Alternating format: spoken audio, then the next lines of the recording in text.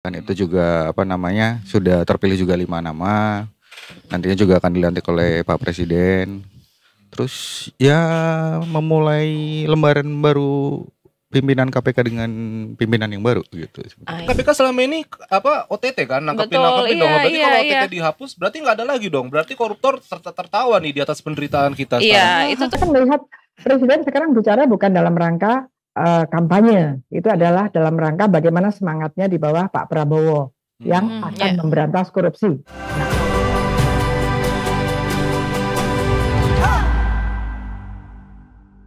Tolong. Jadi topik kita hari ini adalah citra dan kinerja KPK di bawah kepemimpinan baru. Yes, karena kan seperti diketahui KPK ini sudah mengesahkan 5 pimpinan barunya begitu kan. Dan memang kita sempat bahas juga tuh berapa waktu belakangan ini kan.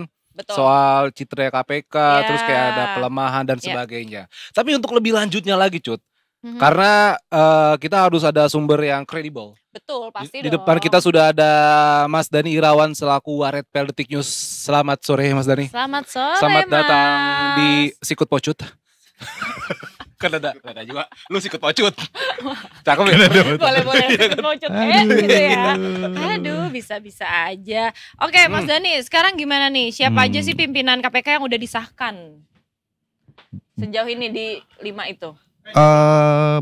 Bahwa pimpinan KPK-nya resmi menjabat belum gitu. Oke. Karena nanti akan dilantik.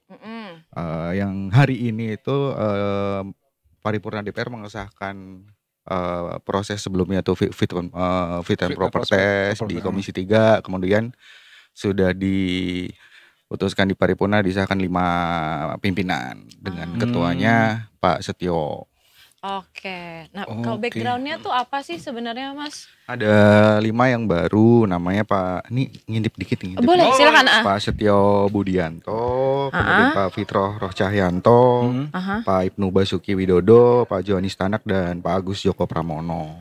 Oke.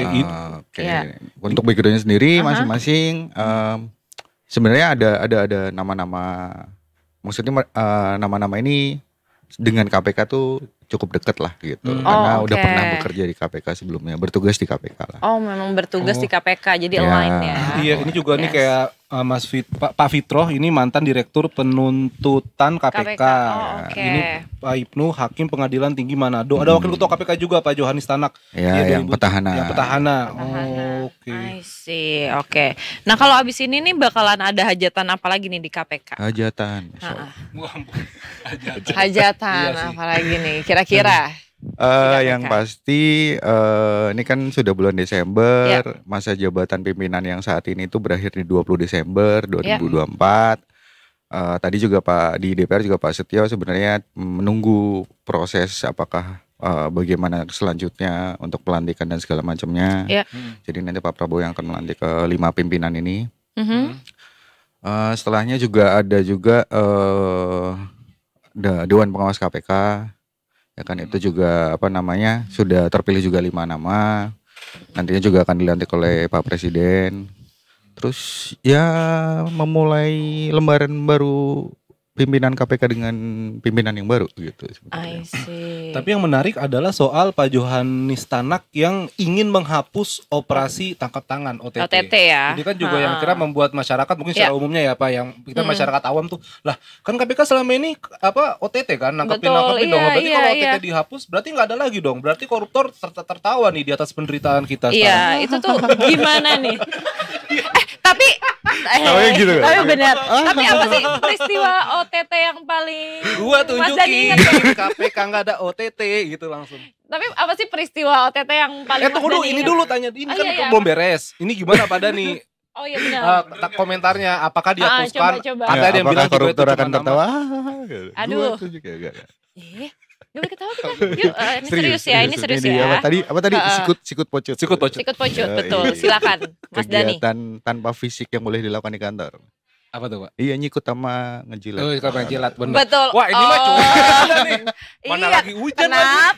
Kenapa? Lanjutin lagi dah, kita curhat aja. Curhat dong. Oke, jadi gimana nih Mas Dani? Udah lupa anjir apaan. Iya tadi OTT ini Pak, OTT katanya bakal dihapus. Terus katanya juga itu cuman istilah formal doang. Iya. Memang OTT atau operasi tangkap tangan tuh identik sama KPK selama ini kan. Cuman bagi yang terakhir Pak Setio juga sebagai Ketua KPK udah menyampaikan bahwa OTT akan lanjut, akan tetap dilakukan dan segala macam. Pendapatnya Pak Joni Stanak dalam fit and proper test di DPR itu bahwa istilah operasi tangkap tangan karena tidak istilah nomenklatur tersebut tidak ada di KUU KUHAP, tidak ada di KUHAP gitu kan. Cuman prosesnya, mekanismenya segala macam yaitu tentunya dengan prosedur hukum yang berlaku di negara kita. Jadi sebenarnya secara mekanisme tidak ada yang salah gitu. Nah kemudian terakhir sebenarnya isu tentang istilah OTT tidak menggunakan istilah OTT juga bukan kali ini aja gitu. Di tahun-tahun awal KPK sempat ada rame waktu itu. Kalau nggak salah Fahri Hamzah sempat mempersoalkan tentang istilah tersebut. Terus kemudian di tahun 2022 juga ketika pimpinan KPK-nya masih Firly Bahuri juga tidak ingin menggunakan istilah tersebut dan segala macam gitu. Cuman sebenarnya secara kalau buat publik atau media sendiri kan catchy aja gitu namanya OTT gitu OTT, kan. betul. Seksi gitu kata-katanya. Seksi gitu kan. Catchy. Secara publikasi lah. Tapi prosesnya dan segala macamnya ya sesuai dengan hukum aja gitu. Kalau begitu bakal diganti istilah aja berarti Pak. Apa coba yang menarik? Iya. Yang menarik tapi sebelum ada istilah OTT ini sebelum ada kan mau maju katanya. Benar, benar. Iya Kak. Sebelum OTT berarti namanya apa nih? Iya sebelum OTT itu apa sih Pak namanya? Sebenarnya penangkapan kan. Penangkapan doang. Penangkapan kan. Cuman kan di Undang-Undang KPK itu kan ada KPK memiliki wewenang untuk penyadapan. Kemudian di mana kemudian setelah direvisi kan ada harus dengan izin Dewan Pengawas dan semuanya juga masih berjalan segala macam. Jadi kalau dilihat sebenarnya itu proses yang memang singkat aja gitu operasi tangkap tangan. Jadi ketika menyebutnya ya ada kan kalau mau menjerat seorang tersangka kan harus punya 2 alat bukti yang cukup dan segala macam. Proses-proses itu dipersingkat dengan operasi tangkap tangan itu karena ada dengan penyadapan segala macam baru gerak gitu. Jadi biar mau untuk mempersingkat proses saja, makanya itu kalau ada yang bilang OTT lebih mudah dibandingkan case building harus sedari awal periksa dan segala macam. Nah ini proses yang lebih singkat gitu. I see. Gitu. Jadi sebenarnya apapun namanya akan tetap dijalankan ya sama KPK ya. Gitu. Nah kan ada undang-undangnya juga soalnya. Ya tadi kata Mas Dani ada undang-undangnya juga gitu. Jadi emang semuanya sesuai prosedur. Betul. Nah kalau misalkan peristiwa OTT yang paling Mas Dani ingat? Apa? Yang nempel banget nih. Yang paling nempel mah waktu pas saya nikah sebenarnya. Kok nikah kok udah karena di hari pernikahan saya ada OTT gitu. Jadi langsung kerja. Iya. Jadi ceritanya. Jadi ngomongin pribadi. Enggak apa-apa gimana Pak? Jadi ceritanya ini kan suka dukanya di jurnalis ya kan. Betul. Ya pada saat di hari pernikahan tahun 7 atau 8 tahun yang lalu. 7 atau 8 tahun yang lalu di atas pelaminan. Kebetulan saya bawa HP di atas pelaminan. Bisa. Tiba-tiba harusnya gak usah bawa Mas. Lain kali kalau terulang lagi mungkin kan. Jangan ya. Ya ada pada saat itu ada OTT. Ya, kebetulan masalahnya adalah di kantor memang yang handle OTT saya dan beberapa teman ini dan teman-teman yang lain ini sedang dalam perjalanan ke kondangan ke tempat saya. Berarti Mas Dani harus tanggung jawab kalau begitu. Itulah yang menyantol di kepala itulah sebenarnya. Ngomongin pribadi nih. Enggak apa-apa. Menarik juga gitu. Lain kali kalau misalnya ada yang ulang tahun, ada kondangan lagi, handphonenya kita simpen di rumah ya, Mas ya. Coba kalau HP-nya dimatiin ntar beritanya bobol Detikcom. Emang Mas Dani sebagai ujung tombak Detikcom itu harus bisa memberikan segalanya di atas lapangan. Kita bagi aja badannya gitu. Atau ini cari PA. Iya kan, buat ini jurnalis pakai PA. Enggak, buat ini ke kondangannya. Mas Dhani tetap yang jalan. Ya itu siapa lagi? Gimana itu? Kalau iya kan, PA-nya yang ke kondangan, yang ke acara-acara penting gitu. Oke, kalau gitu biar lebih dalam lagi kita bisa ngebahasnya ya kan. Kita panggilin nih, udah terhubung sama kita Ibu Yenti, akademisi hukum Universitas Trisakti. Selamat sore Bu Yenti. Selamat sore Bu Yenti. Selamat sore. Selamat sore Bu Yenti. Gimana Apa kabar, Bu? Selamat sore. Selamat sore. Selamat sore, gimana kabarnya Bu? Kabarnya saya sekarang di Jogja. Besok pagi saya bicara di UGM berkaitan dengan KUHP baru. Waduh, lagi traveling. Kita langsung 3 SKS aja kali ya sekarang. Kita langsung SKS. Betul-betul. Nah, oke, kita langsung aja ya Bu ya. Kalau misalkan Ibu melihat nih dari sosok kelima pimpinan KPK yang baru ini nih, apakah cukup bisa mendongkrak kinerja KPK nantinya Bu? Ya siapapun itu ya harus didongkrak ya. Kondisi Indonesia tuh kan korupsinya seperti ini. Tapi berdasarkan berita-berita bagaimana mereka di fit and proper test dan kemudian wawancara-wawancara itu ya ada sesuatu hal yang mungkin akan menjadi pertanyaan kita. Apakah OTT betul salah satu dari komisioner itu nggak mau OTT, nggak mungkin lah, harus itu OTT ya. Kalau memang harus di OTT itu bukan perencanaan, itu yang keliru ya. Karena indikasinya itu ada duluan, ada itu strategi, kemudian strateginya adalah kemudian pakai tangkap tangan gitu. Jadi operasi tangkap tangan itu bukan sesuatu yang salah. KUHP memang tidak ada, tapi kan ini KUHP ini memang bukan tindak pidana dalam KUHP. Ini di luar KUHP, jadi tidak apa-apa.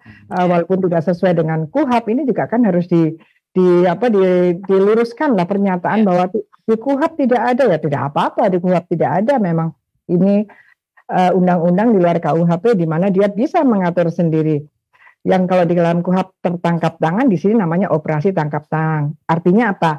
Ada satu strategi, ada satu taktik untuk bagaimana mengungkap suatu kejahatan, bahkan dalam hal ini menangkap ketika mereka akan terjadi penyerahan, ada transaksional lah, intinya seperti itu. Itu harus, itu sudah menjadi marwahnya KPK yang kita bentuk gitu.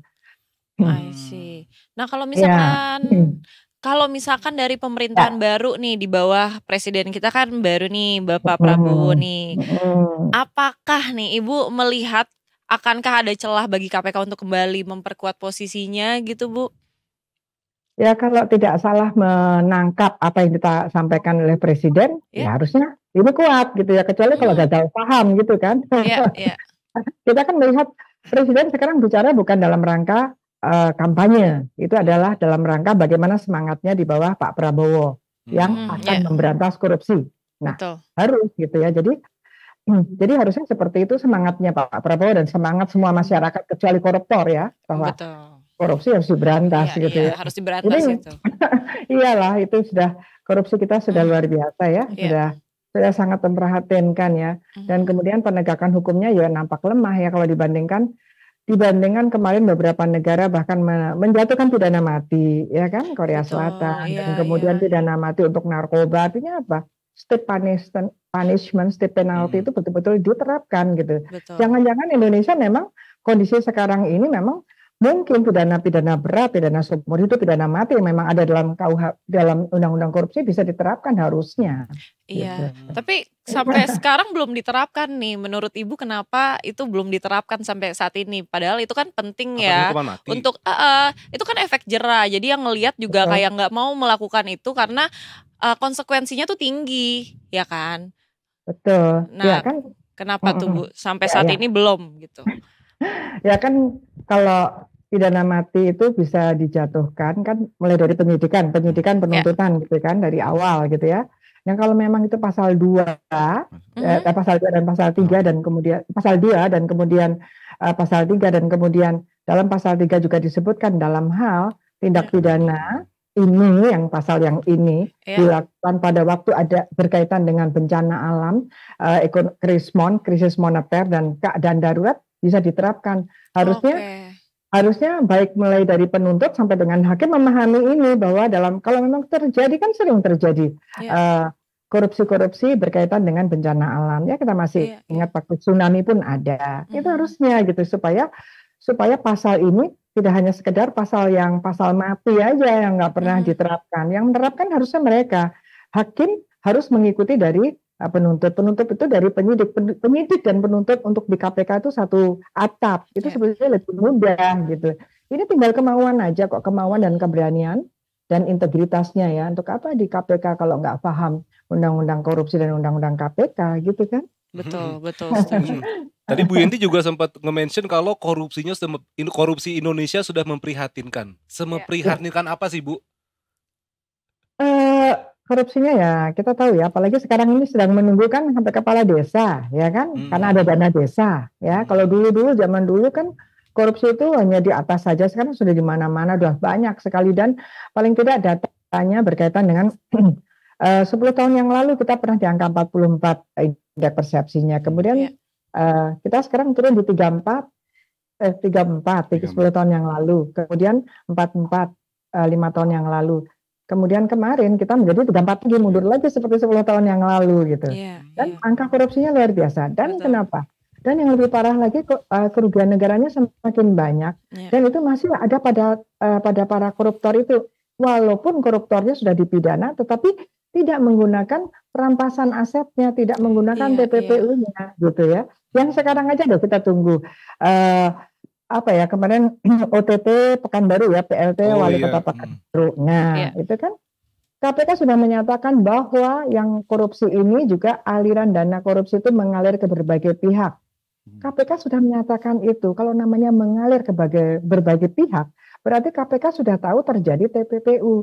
Harusnya nanti dakwaannya sekaligus antara korupsi dan TPPU. Kita aja membaca udah tahu kok bahwa ada yang mengalir ke PLT sekda, bawahan sekda ya, bagian dari sekda, kemudian ke ini 1 miliar ini itu semuanya adalah TPPU. Jadi supaya lebih jelas itu, satu, bahwa hasil korupsi kan selain dia dipidana berat, hasil korupsi mau ditarik.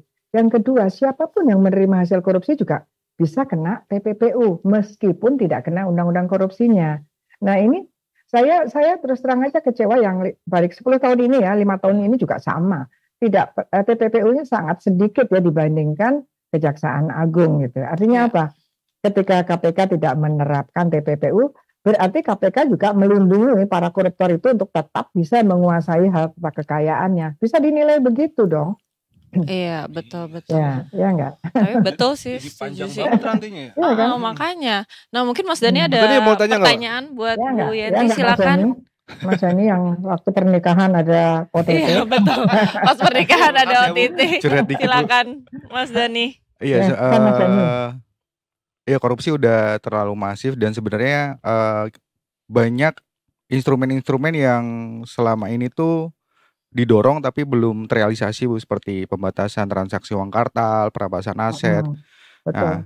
Nah, ketika nanti kemudian pada akhirnya UU tersebut berlaku, gimana pandangan Bu Yenti? Harusnya UU itu dibahas dan menurut saya dibahas itu nggak akan lama-lama karena saya sendiri waktu itu ikut secara aktif itu pada tahun 2008 itu sudah hampir selesai, bahkan hanya tinggal nama. Kalau dulu lain substansinya dulu baru nama. Oh sekarang belum mau nama loh. Oh nama perampasan aset itu memang merampas, recovery itu memang merampas. Jadi recovery itu adalah merecovery itu bagaimana membuat kondisi sesuai dengan keadaan semula. Ya kan, dan semula kan. Pulih itu kondisinya, caranya apa ya dirampas gitu. Pada waktu itu kita sudah ke sana. Tadi sudah ada dan yang paling penting itu kalau ada aset recovery sekarang itu apa yang saya katakan tadi bahwa para koruptor atau orang-orang yang belum tersentuh tetapi kita tahu, kita punya indikasi bahwa itu barang itu, hotel itu, tempat itu, tanah itu adalah dari perolehan yang menurut indikasi yang ada di KPK itu bukan dari hal yang halal dan itu adalah ada indikasi korupsi, bisa digugat ke pengadilan umum gitu. Jadi ada gugatan terhadap barang yang terindikasi dengan korupsi atau terindikasi dengan kejahatan ekonomi yang lain seperti narkoba dan sebagainya. Artinya ini tantangannya kepada orang-orang yang selama ini masih mempunyai harta kekayaan dari harta yang tidak bisa dijelaskan. Ya kan gitu, karena di Asset Recovery Act itu nanti ada pembuktian terbalik gitu. Jadi itu penting sekali. Jadi meskipun orangnya pergi, orangnya lari, tetapi ada nih barangnya, ada nih asetnya mangkrak, itu bisa di-sue, digugat, dan kemudian ditarik ke negara gitu. Harusnya jadi betul-betul keadaan kembali ke negara itu sah gitu ya, bagus gitu ya. Itu di beberapa negara seperti itu. Dan seperti tadi saya katakan bahwa seperti saya dengar tadi tidak jangan khawatir dengan adanya undang-undang baru bahwa KPK itu di bawah presiden. Di bawah presiden itu kan kelembagaannya. Tapi penegak hukumnya baik penyidik maupun JPU-nya ya harus independen. Mana ada JPU nggak independen? Nanti artinya nurut sama presiden misalnya, oh sekarang timah-timah aja, oh ini nggak bisa lah seperti itu. Itu bukan penegak hukum, karena hukum itu adalah equality before the law kan. Hanya di bawah presiden itu artinya justru malah bahwa negara ini, negara atau pemerintah itu bertanggung jawab agar lembaga ini bisa jalan, agar staf-stafnya bisa digaji, agar anggarannya mencukupi. Justru di situ kita ambil seperti itu harusnya kebijakan bahwa KPK di bawah presiden itu bukan berarti presiden membawahi penegak hukumnya. Penegak hukum jalannya masing-masing, polisi, jaksa juga selama ini seperti itu kan. Tidak mungkin menegakkan hukum bagaimana atasan, itu nggak bisa harusnya. Jadi sekarang kita mau berhukum yang benar apa tidak, gitu aja gitu ya. Sebetulnya seperti itu. Jadi minta kepada Pak Prabowo bahwa Pak Prabowo sudah memberikan contoh ya, bahkan saya baca akan memberikan tanahnya dan sebagainya ya, memberikan contoh bahwa jadi pejabat itu bukan mencari harta kekayaan, apalagi mencuri harta kekayaan dari rakyat, namanya korupsi, ya kan gitu. Betul. Jadi harusnya ini ditekankan Pak Prabowo, apalagi Pak Prabowo dan kemudian partai-partai lain yang ada di DPR itu harus paham betul bahwa mereka itu wakil rakyat, bukan wakil dari partainya, bahwa masyarakat itu menginginkan aset-aset yang masih berantakan di mana-mana itu ditarik kembali, dan juga yang akan datang itu pakai TPPU ditarik dan aset recovery-nya ada. Jadi gitu ya. Jadi misalnya sekarang kan kemarin ya penyitaannya ada mobil-mobil mewah dan sebagainya, mau diapakan itu. Nah, dalam aset recovery itu diatur. Kalau ini ada hotel itu tetap jalan, tetapi diatur bagaimana itu dikuasai oleh negara. Itu ya. Jadi mobil-mobil mewah itu diapakan langsung dilelang, bukan seperti sekarang. Melelang kemarin, nanti kan tanggal 9 ada pelelangan tuh. Mobilnya udah turun sekali harganya ya. Ini bilang dengan aset recovery pada waktu itu dilelangnya, nggak usah nunggu gitu. Dan tadi bagus ya ada orang BPK, harusnya kalau sudah ada orang BPK masuk, jangan lagi ribut dengan kerugian dihitung berapa, nggak usah gitu ya. Pokoknya itu ada indikasi kerugian jalan, menghitung sambil jalan, masa nggak bisa ya? Betul. Ya kan ini anggaran sudah besar, mereka mendapatkan gaji, mendapatkan apa ya? Kita udah banyak lah dari masyarakat, dari dana masyarakat, dari pajak masyarakat untuk membesarkan KPK dan sebagainya ya. Kita berharap KPK nggak usah ragu-ragu dengan OTT. OTT itu tidak apa-apa, bahkan ada negara lain yang dipermasalahkan istilah operasi kan, operasi tangkap tangan. Ada istilah operasi, ya kita adakan aja dong, kenapa, ya kan? Betul. Nah, sebagai contoh, saya kan dosen ya, jadi sebagai contoh beberapa negara itu bahkan ada yang namanya sting operation, operasi penjebakan. Bayangkan, iya, sting operation. Iya, dan itu sudah lama, 20 tahun yang lalu udah ada. Kalau kita baru di narkoba aja, undercover buy. Jadi sampai sting operation itu dilakukan. Bagaimana menyamar pura-pura menjadi vendor yang akan minta dapat proyek, itu boleh gitu. Enggak ada melanggar HAM untuk menghadapi orang-orang yang sudah melanggar HAM masyarakat itu tidak apa-apa. Jangan bagian kita penegakan hukum kita berhadapan terus dengan melanggar HAM, ya. Dan kemudian juga ini KPK yang akan datang misalnya orang-orang tertentu tuh udahlah nggak usah pakai masker biar ditunjukkan gitu. Kita kelihatannya memerlukan itu untuk penjeraan juga biar malu gitu kan. Masih berharap masih ada rasa malu lah. Tapi tolong yang saya kecewa kemarin adalah berkaitan dengan calon gubernur ya yang tertangkap tangan ya, calon gubernur. Betul. Nah, calon gubernur kok ini jadi undang-undang politiknya sendiri tidak senafas untuk ini. Kok dikatakan bahwa tetap meskipun dia sudah ditangkap tetap boleh, tetap tidak batal, bahkan nanti kalau menang tetap dilantik. Aduh, itu kan sudah Mas Dani ya, itu udah 10-15 tahun lalu kita kecewa banget, sakit hati banget, ada kepala daerah dilantik di penjara gitu kan. Iya. Nah, apa Indonesia ini nggak punya cara yang lebih bagus, lebih pantas gitu, segitu banyak orang-orang pintar gitu ya. Aneh sekali. Jadi nanti kita juga bisa pesan, karena memberantas korupsi itu tidak bisa hanya satu bagian aja, hukum saja, KPK saja, tidak. Berpolitiknya bagaimana, legislasinya bagaimana, yudikatifnya bagaimana. Kan kita ada masalah ini. Mahkamah Agung sendiri menerima gratifikasi. Ya, itu kan sudah simbol bahwa aduh, kita ini korupsinya, ini salah satu indikator korupsi kita besar-besaran, karena semua ini udah kena korupsi, semua pilar negara, mulai eksekutif, of course, legislatif dan juga yudikatif. Ini adalah tantangan. Kita nggak tahu nanti tanggal 9 ini posisi indeks persepsi kita berapa, turun apa tidak gitu. Padahal dulu Mas Danu ya, bentar ya, dulu ya. Tahun 2004-2005 itu saya masuk di keanggotaan berkaitan dengan Rencana Aksi Nasional Pemberantasan Korupsi yang membuat blueprint untuk 20 tahun ke depan sampai 2025. Itu dulu prediksinya, kita menghitungnya itu di tahun 2025 ini itu adalah indeks persepsi kita di 60, Mas Dani. Kita udah atur gitu. Iya.